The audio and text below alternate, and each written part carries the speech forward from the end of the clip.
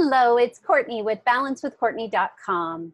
I am passionate about helping others discover their happy and inspire them to make it a daily habit. My intention is to hack happy by interviewing experts to share their story, inspire others, and create a happy movement. Today's happy expert is Dr. Rebecca Garifo. Rebecca has been in the healing field, helping others heal for years, and has come home to finally heal herself.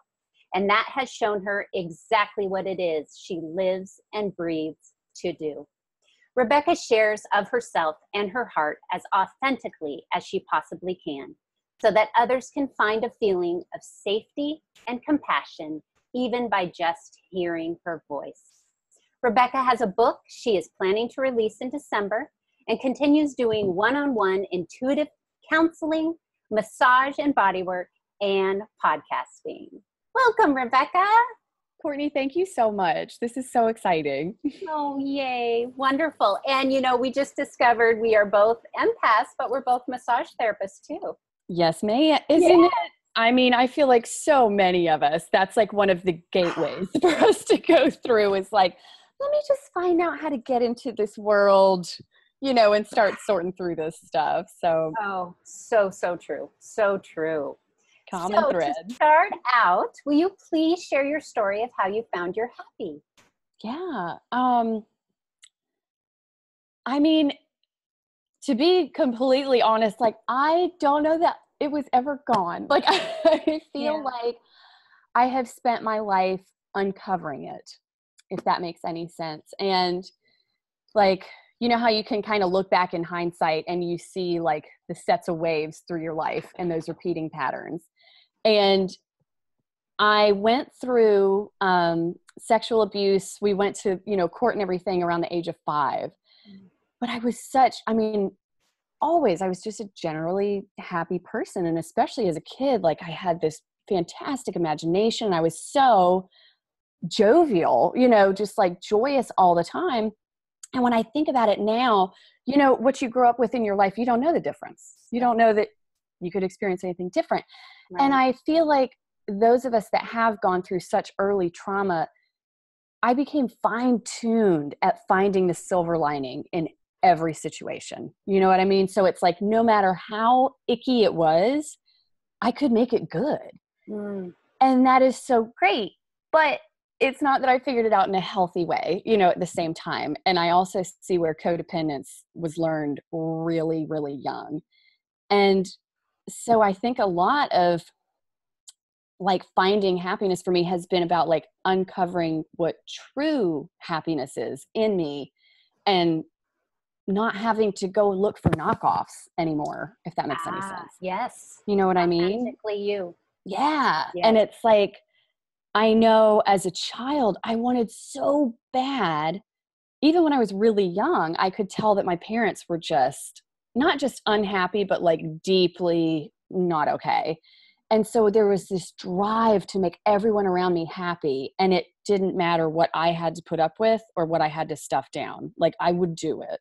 Yeah. And so I see where as I got older, even though I still had the same mindset, it's like once those weights start packing down, the anger starts to build because you know that there's an injustice going on, but you don't really want to look at the truth of what's going on, And I started seeing the connections as I got older in all of these friendships I'd made and like in the healing community, even like extremely narcissistic people and manipulative situations, because that gave me the opportunity to release this anger that I didn't want to really see where it generated from, but I got to reprimand people and put them in their place and tell them the injustices they were doing to the world all the time because I knew they were never going to stop being an asshole. Right. So it's like the little kid in me was still trying to point out where they were hurting people. And it was like that tape was playing like, one day they'll listen to me.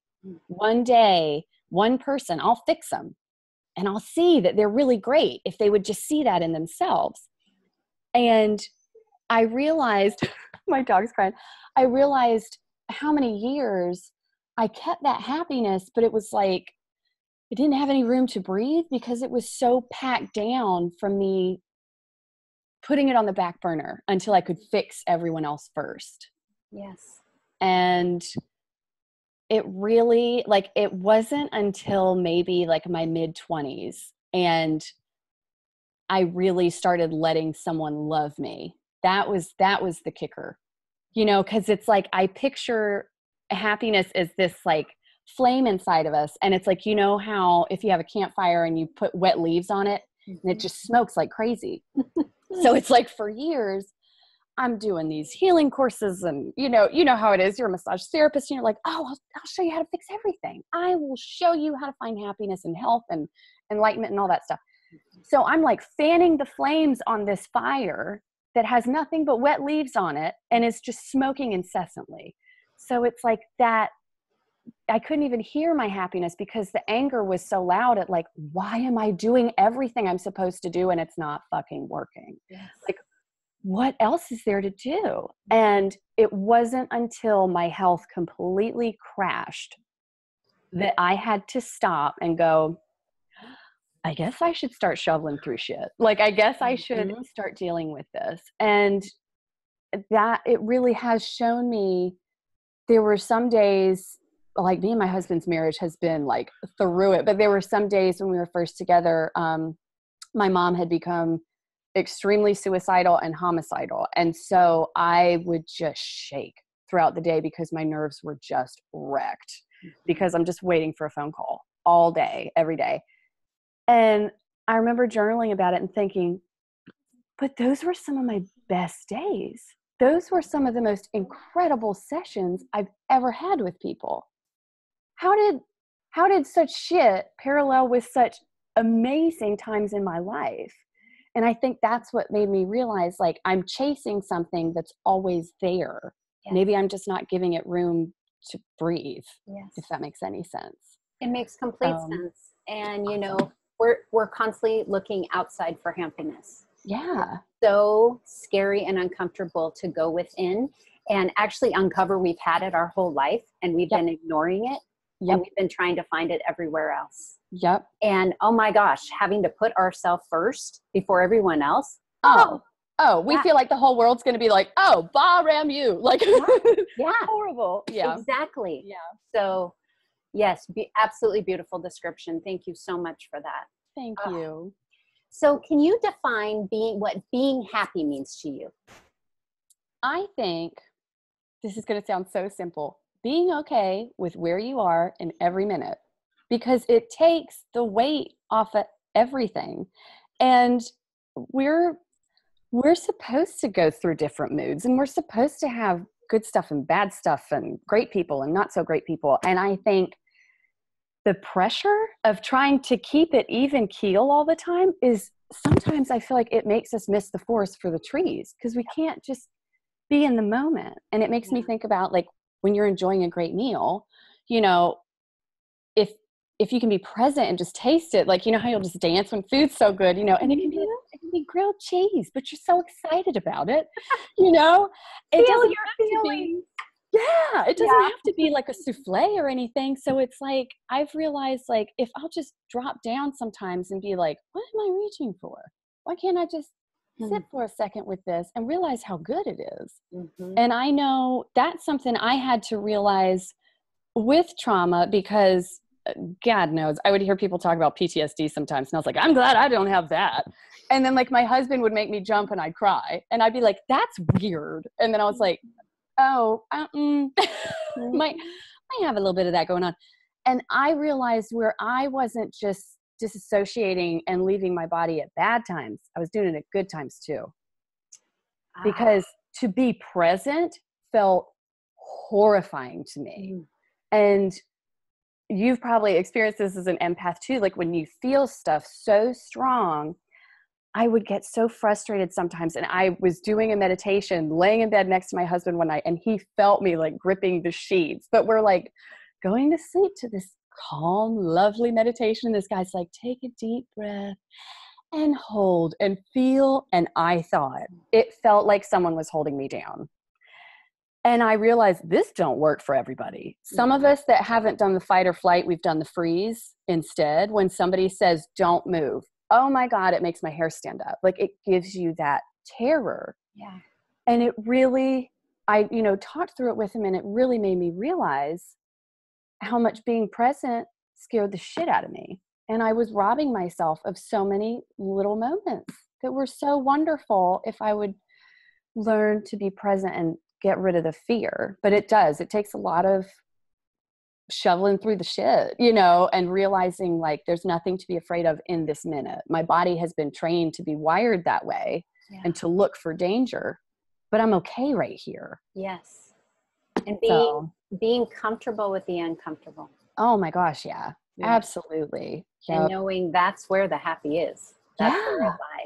Yeah. Yeah. And isn't it like I think some of the best relationships and friendships in life are from people that have been in the mucky muck with us, and we get to sit across from them, having a cup of coffee. Sometimes we look at each other and we're like, man, look at where we are now. Like we have really been through it. There's this bond through that stuff that doesn't happen if you don't get to have those falls and people catch you. Yes. Right? It's like if you don't reach those bottom levels where you have to rely on other human beings, where you have to be vulnerable, you never get to see like how incredible people are at saving you sometimes that you never would have thought could. Yes.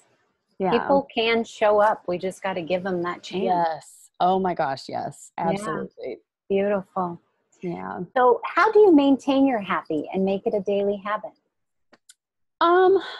Little things, I guess, like we were just talking about. And one of my, like I was journaling before we got on this call, and it's like the tiny little things that I'll do throughout the day. I'm just like, God, life is good. And it's like, I've realized it doesn't take much anymore because I'm feeling it and I'm tasting it. And it's not out of a place to guard myself anymore. Cause it's like when your senses are high all the time, I've realized sometimes it can be in a good way because we can hear music and it makes us cry. It's so beautiful. And, we just love people and we cry happy tears. But sometimes it can almost make us shield ourselves because we're like, I don't know. And it's like, honestly, within the last year, I feel like I've really been able to reach a new level of enjoying little things. And I think one of the most important things is having tiny little celebrations for myself every day, no matter what it is. Yeah. And like, I don't understand technology at all. Like it's such a different language to me. And I was talking to Kimmy from the Broke Ass to Badass program one day. And all I had to do was figure out this picture so I could get my podcast on iTunes, and I had to figure out the pixels and make it a PDF and all this stuff. And I'm like, oh my God, it just sounds like a PBJ to me. Like I don't get any of those. And I figured it out. All by myself. And I was like, I'm going to have a little celebration, like just for myself. Like it's, I think sometimes it's realizing like, just be excited because life is hard. So we should be excited about every little thing that we accomplish, even if it's just taking a shower and doing our hair for the day. Like every little thing. We love to compliment everyone else. We love to celebrate everyone else, that we don't allow that for ourselves. Yeah. Yeah. Unless it's like so big, like it's your birthday, Right. Then I can celebrate myself. That's okay. Right. That's safe. I'll give myself one 24-hour period and then that's it. Exactly. No more. Exactly. Yep. So kind of to go along with that, when you're struggling, we all have our days of struggle. Oh, yeah. How do you find or get yourself back in alignment? I let people love me. And it feels like, as silly as it might sound, it feels like I like let the bathrobe fall to the floor. Like I'm just like, I'm not okay. Yeah. And there's even just saying that one statement is such a simple, because I think when we're having the bad days, we're usually also not feeling so good about ourselves. No. And we're not feeling like we're going to come out of it. And isn't that crazy? Even just with like PMS, like I've had days where I'm like, oh my God, I am permanently crazy, and then you see what day it is on the calendar and you're like, oh wait, this is going to be gone by 60 seconds. Like it's going to be fine. Right. It's like, sometimes it's just that I don't care if it's just one of your buddies and shooting them a text. It's just that like releasing the balloon and being like, hey, I'm fucking dragging dirt today. Like I'm not making it. And because I think it's that opening up that vulnerability. And you don't even need advice on those days. Sometimes you just need somebody to be like, girl, me too. Yep. And then you go, yeah, oh yeah, it's not so bad. It's not going to last. This is just part of being a human being. Yes. Like, yeah. And what a gift to other people, because like, that's been such a lesson to me in the last few years, is what a gift our vulnerability is to other people. Yes. To let them know how precious they are, that like we reach for them when we meet somebody, you know? So yes, that makes us amazing healers. Yeah. Being vulnerable, showing our shit, you know, we all go through stuff. It makes people want to share their shit with us. Exactly. Yeah. So true. So how about a one piece of advice, little nugget to give our fans that are really searching for their happy and struggling right now? Yeah. Gosh. I picture like a room of people like, so. Yeah, come on, Rebecca, what you got, girl? Honestly, I love to tell people journaling will save your life if you do it knowing no one else is ever going to read it. Because I mean, I've journaled for like over 15 years. And there's so many times that like I've, been writing to myself, like, what the fuck is my problem? Like, when am I going to get out of this ditch? Mm-hmm. And I think those little bells in us are always ringing of like, if you'd remove this, your light would shine brighter. Mm-hmm. Like, I know you might not want to hear it, and it doesn't always have to be bad. I think sometimes we're not honoring ourselves, like we were talking about celebrating ourselves. Sometimes we're snuffing ourselves out by putting all that off for another day. Yep. And trying to give it to other people. Yeah. Yep. And so I think when you're in that point that you feel stuck and struggling, sometimes it's so good to just sit with yourself and literally talk to yourself and be like, what do you need? I'm here, I'm listening. Yes. Because 99.9% of the time, it's not going to come from an outside source. No matter how, profound and spiritual that source is, it's just not. Yeah. And so sometimes we have to stop the reaching and be like, okay, yes, what am I not hearing that I'm screaming in myself? Yes. Now, journaling, is this a daily practice for you? Mm-hmm. Is this something you do every day? Mm-hmm. And do you recommend actually writing it out, or how do you feel about like voice recording or just going on a meditative walk and speaking outside? I love writing it out with a pen.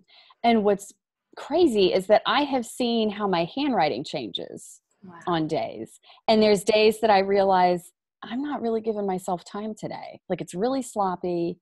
It's not, and then there's days that I have beautiful penmanship, and I look at it and I'm like, wow, that's beautiful, and so it's kind of, I never thought that would be a way to judge our moods, or anything, but it's kind of been a good way for me to see like how my body's translating my energy for the day. Yeah.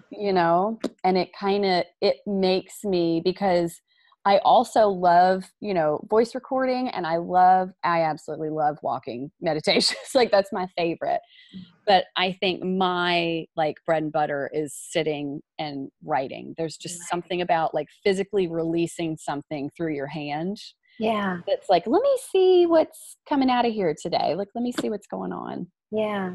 Now, do you ever go back and read your journal later, or is it something you do and just move on? I love reading through them. Oh. I love it.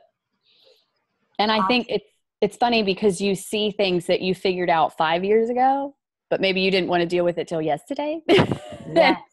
I'll look at stuff all the time and I'm like, I don't know, I have a funny feeling about this. And then I didn't listen to it. Mm-hmm. And then I go, through it years later and I'm like, damn, I was smart then. I should have known how smart I was. I should have listened to myself. But I think it is a great way to see how we can just disregard our own wisdom a lot of times. And not look at our own, lighthouse beaming inside of us all the time. That's like, I know what makes me happy. I know where to go. You just got to trust me. Yes, exactly. Yeah. Thank you so much for sharing your story and giving us inspiration. Can you tell our fans how to contact you? Yeah. So my website is rebeccagarifo.com, and I'm on Instagram at Empaths Alchemy. And then I I also love that. have, thank you. I also have a podcast under the same name. And then a lot of people have just emailed me as far as, topics they want discussed on the podcast. Yeah. And that's rebeccagarifo00@gmail.com. Perfect. And are you offering any services right now? I am. I do over the phone intuitive counseling and then distance healing. And it has been interesting because there's been this power in things people need discussed that I will just talk about anonymously on the podcast. And what's wild is that I think a lot of times when we talk to a large group of people, I feel like we almost need to make more umbrella statements so we all connect. Yeah. But I've realized the deeper and more personal and detailed that I get, the more people are like, were you talking to me? And I'm like, this is profound. Yeah. Like, this is huge. How different, but not different we are. So I do, I do tell people, whichever you're comfortable with, if you have something that's nagging you, sometimes it's really powerful to have it, just kind of addressed in that way. Yes. So yes. yeah, whatever works. Can I share a quick little story about that in my experience? Yeah. So I am a happy coach. I coach women on how to find their happy. And I was struggling with people not booking calls. And I talked to Kimmy. So to give a shout out to our girls, Kimmy and Pua with Broadcast We Nevada. love them. We love them. And I said, is happy a scary word? What is not attracting? Because, I have followers, people comment on when I do videos. So I know it's not me, right? We always go internal. And they said, no, it's not a scary word at all. But you know what's scary? The unknown. If they pick up that phone and call you, they know they're going to have to talk about the shit that's inside that they're scared to death. Yep. And so I thought to myself, well, I want to interview experts, happy experts. I want somehow, if they won't call me so I can help them, I want to put good stuff out in the world so they can grab it and they can start to do the work themselves till they're ready to pick up the phone and get help. Oh, I love that. Yeah. What a great way to look at it. And I'm learning. It's like my continuing ed. I absolutely love it. And I'm able to put it out to the world and share everyone's stories that have done the work, have been brave, have visited the uncomfortable again and again and again, and want to share it with others. I love that. Yeah. God, that's so great. And what a huge thing for them to say. I'm like, damn, they really hit the nail on the head with that. Because it's kind of like sometimes we have to dip our toe in the pool for years before we're like, okay, I think I'm comfortable visiting this. So yes. And not seeing a roadblock as an end. Yes. Being, okay. Oh, absolutely. How else can I go around this? Because this is what I'm meant to do. So how do I get it out there? Yep. Yeah. Yep. And it's so funny you say that because I just put up a little short video today because I just feel like it's so important for people to realize, like, so many times we're like on a straight shot, for our dreams and we know what we want to do. And there's so many roadblocks and we're like, I don't get it. This is what I'm supposed to do. And then I realized when I drop down and I'm really authentic with myself and I really do what I know I need to do, all of a sudden the roadblocks aren't there anymore. Because I'm not trying to do exactly the way and how and say what somebody else is trying to get me to do.